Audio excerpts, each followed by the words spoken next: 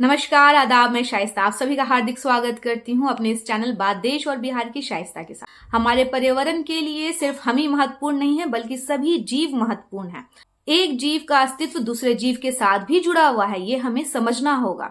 क्योंकि भारत में जैसे जैसे गिद्ध की संख्या कम होती गई है, वैसे वैसे भारत में बैक्टीरिया जनित रोग जो है वह बढ़ते गए हैं, जिसके कारण भारत में लगातार लोगों की मृत्यु में भी वृद्धि देखी गई है।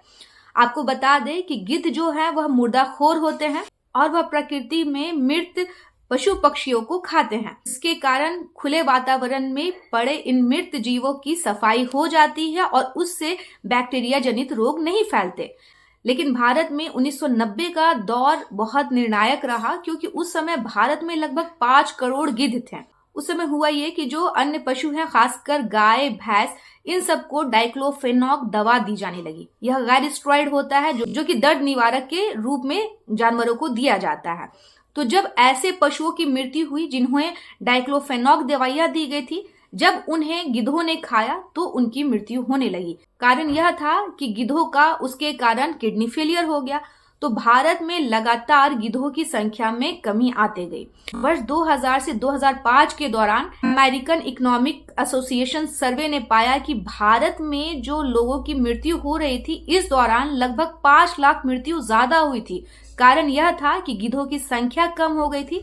जब गिद्ध की संख्या कम हो जाएगी तो जाहिर सी बात है कि प्रकृति में स्वतंत्र रूप से मृत पड़े जो जीव हैं, जंतु हैं, उनकी संख्या बढ़ेगी और उससे कई सारी बीमारियां भी होंगी जो कि बैक्टीरिया जनित होंगी। इससे लोगों को कई सारी बीमारियां होने लगी और इसके कारण प्रत्येक वर्ष यानी कि 2000 से 2005 के दौरान 1-1 लाख मृत्यु अधिक देखी गई।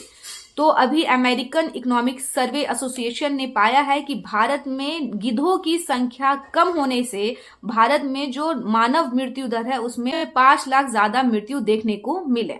वैसे डाइक्लोफेनॉक दवाई को 2006 में बंद कर दिया गया था, लेकिन अब तक गिद्धों की संख्या में काफी गिरावट आ चुकी थी।